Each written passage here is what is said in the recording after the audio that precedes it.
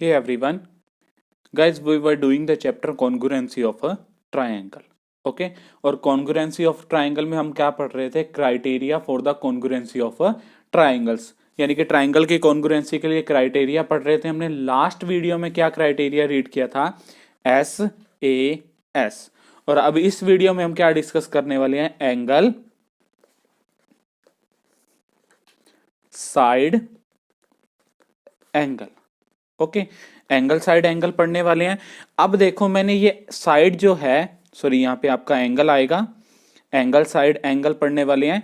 जो मैंने ये साइड है, ये बीच में लिखा हुआ है, सेंटर में लिखा हुआ है, तो इसके पीछे रीजन क्या है?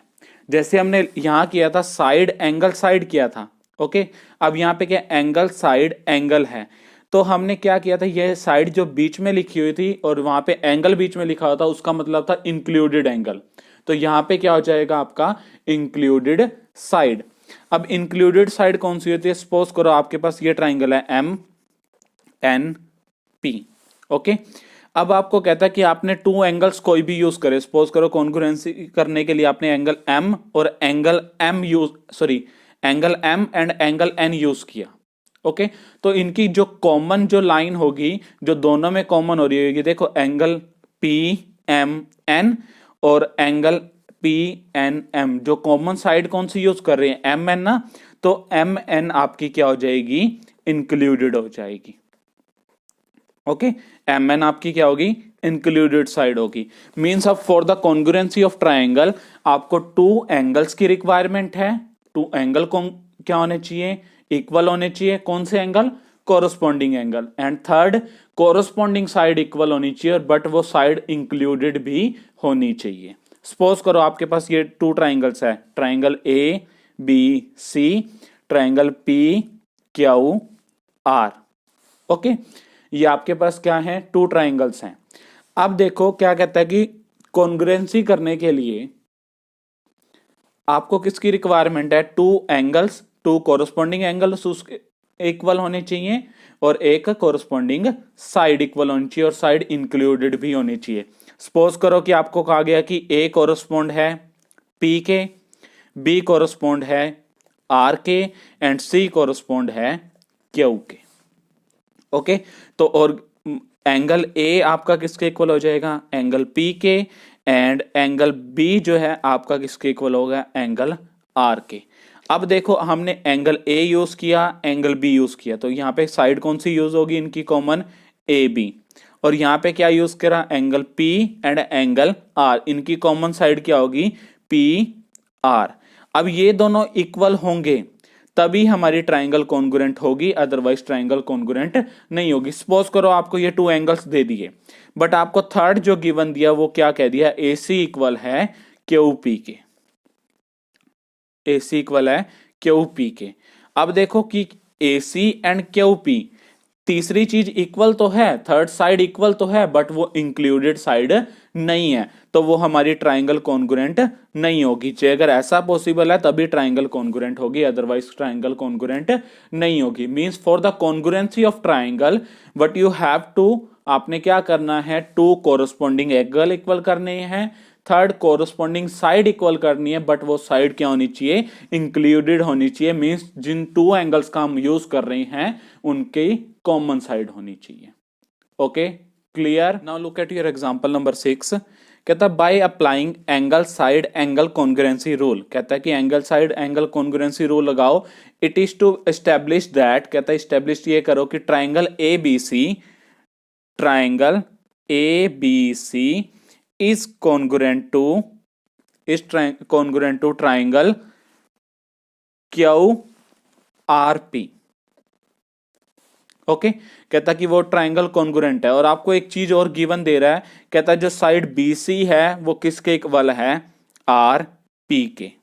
मैं यहां पे नेमिंग कर देता हूं, ये आपकी होगी triangle ABC and this one is your triangle QRP। Okay, ये आपकी दोनों ट्राइंगल होगी। अब कहता है कि स्टैब्लिश करके दिखाओ कि और क्या एडिशनल इंफॉर्मेशन की नीड है आपको कि ये कॉन्ग्रुएंट हो जाए। अब कौन सा रूल लगाना है आपने? Angle side angle. साइड तो आपको गिवन है, साइड कौन सी होनी चाहिए, इंक्लूडेड, तो मींस कौन सी साइड दी आपको, BC। इसके लिए इंक्लूडेड जो एंगल कौन कौन से होंगे, angle B, I am writing here angle B and angle C। और यहां से देखोगे तो कौन सी साइड दे रखी है आपको, RP, तो यहां पे क्या होना चाहिए आपका, angle R and angle P। अब देखो क्या करोगे, कोरस्पॉन्डिंग चेक करोगे तो B किसके कोरस्पॉन्ड होने चाहिए, R के, मींस एंगल B जो है वो किसके इक्वल होना चाहिए, एंगल R के, और एंगल जो C है वो किसके इक्वल होना चाहिए आपका, एंगल P के। अब ये एडिशनल इंफॉर्मेशन आपको रिक्वायरमेंट थी for the congruency of triangle. Congruency क्यों, एक तो साइड दे रखी थी बट 2 एंगल्स चाहिए थे ना, और एंगल्स भी कौन से, जो इस साइड के इंक्लूड में बन जाए, यानी कि इस साइड को अपने अंदर इंक्लूड करे। तो एंगल कौन कौन से यूज करे, B और C, और यहां से R और P।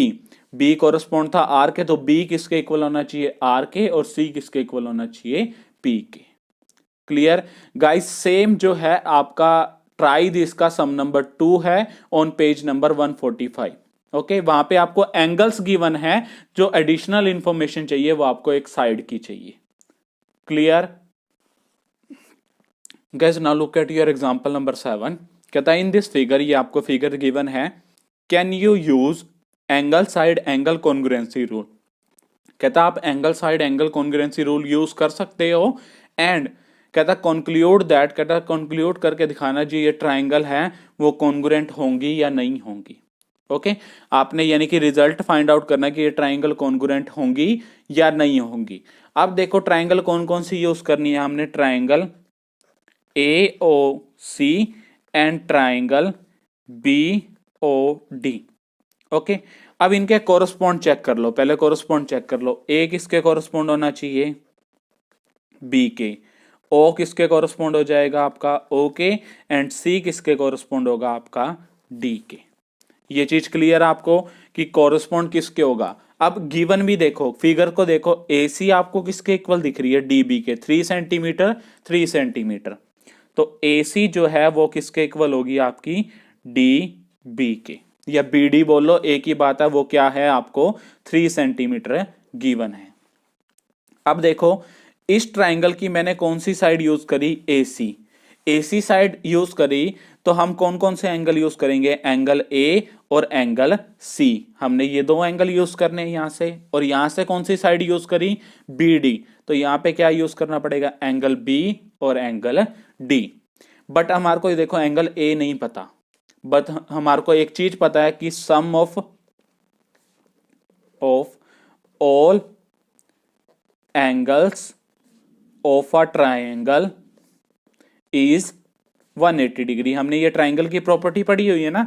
अब देखो एंगल C आपको गिवन है प्लस एंगल COA प्लस angle A is equal to 180 degree. Angle C कितना गिवन है आपको, 70 डिग्री। एंगल A आपको फाइंड आउट करना है, बट एंगल COA आपको कितना गिवन दे रखा है, एंगल COA कितना गिवन दे रखा है, 30 degree, plus angle A is equal to 180 degree.